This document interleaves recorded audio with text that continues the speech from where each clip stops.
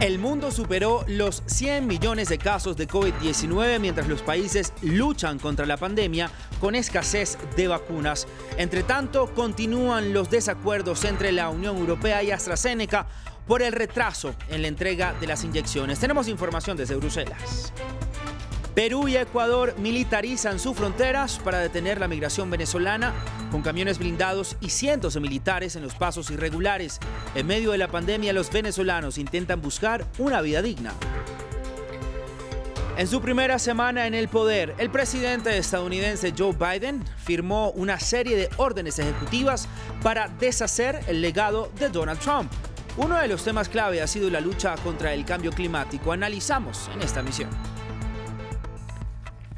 Muy buena noche, gracias por continuar con nosotros en France 24. Soy Raúl Blanco, como siempre, un gusto saludarlos. Comenzamos este informativo con la tensión entre la Unión Europea y AstraZeneca por la lenta distribución de la vacuna.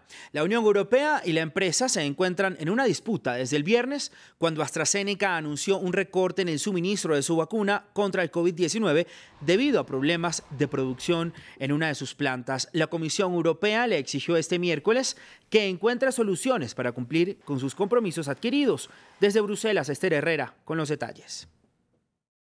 El estira y afloja entre la Unión Europea y la farmacéutica AstraZeneca se mantiene después de que la farmacéutica haya anunciado que solo cumplirá con una cuarta parte de las dosis comprometidas con la Unión Europea. Después de una reunión de más de 3 horas entre la farmacéutica y la Comisión Europea, las razones esgrimidas por la compañía siguen sin convencer a Bruselas, así lo ha asegurado la comisaria de Sanidad Stella Kyriakides, que ha dicho que las explicaciones dadas por la compañía no son suficientemente claras ni tampoco han explicado aún cómo piensan cumplir con el calendario de distribución y de producción de las vacunas. La Comisión Europea exige que la farmacéutica cumpla con sus compromisos y que pueda utilizar todas las plantas de producción posibles, no solo la de Bélgica y también la de Alemania, sino también las 2 plantas de producción que hay en el Reino Unido. Aún así, la reunión ha sido muchísimo más fluida después de casi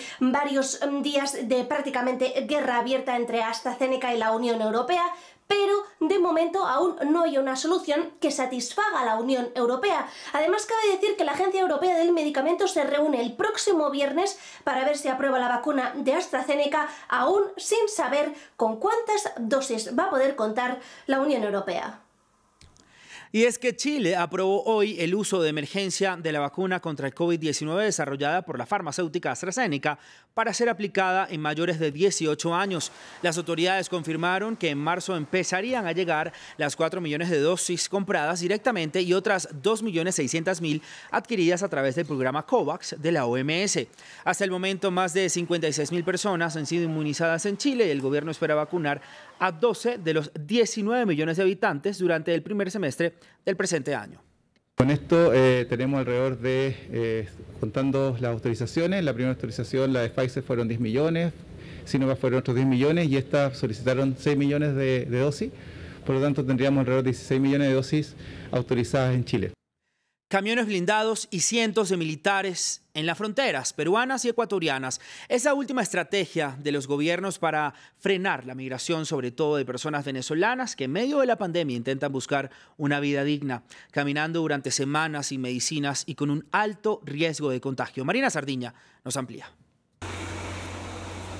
Huyen del virus del hambre a pie a través de las trochas y en las bermas de las carreteras.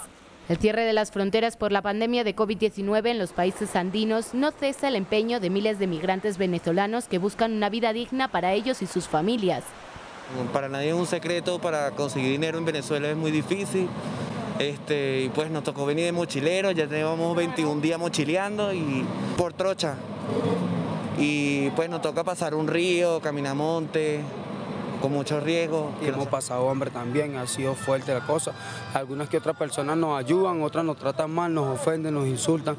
Se cuentan por miles los migrantes que cada mes siguen caminando desde Colombia hacia Perú y Ecuador a través de peligrosos pasos ilegales, que las autoridades de estos países no logran controlar, muchas veces gestionadas por mafias. Los venezolanos se ven obligados a mendigar para poder pagar entre los 5 y 10 dólares que les exigen las mafias para cruzar las fronteras, una valiosa cantidad para los que no tienen nada. A la precaria situación de estas personas que viajan durante semanas se suma la cada vez mayor militarización de las fronteras en estos países. Tanto Ecuador como Perú desplegaron más de 50 vehículos del ejército y 1.200 soldados para frenar el paso de los migrantes.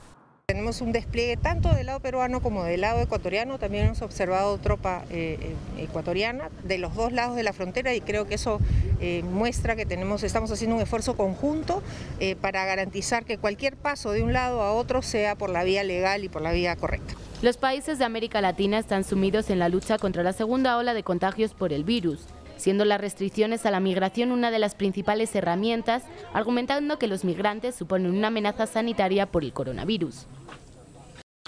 El presidente de Estados Unidos, Joe Biden, suspendió las perforaciones de hidrocarburos en terrenos federales. La decisión no afectará a los contratos ya existentes. Estados Unidos se comprometió además a proteger el 30% de las tierras y agua federales para el año 2030. El nuevo gobierno busca convertir el cambio climático en una prioridad de su política exterior y la seguridad nacional. Se trata de llegar al momento de enfrentar esta máxima amenaza que ahora se nos presenta.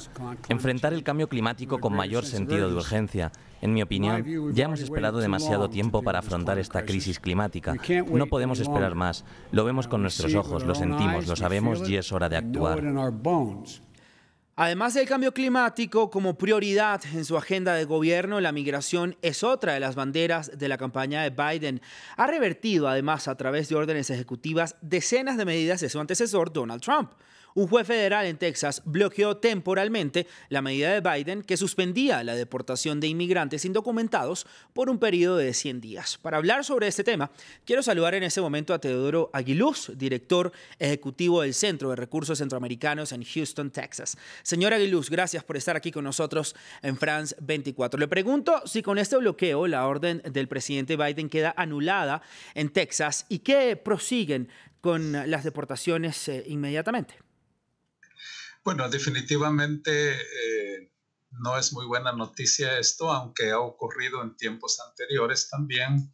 Ocurrió con el caso de la implementación de DACA, que es el programa que le da acceso a los jóvenes para poder obtener un permiso de trabajo.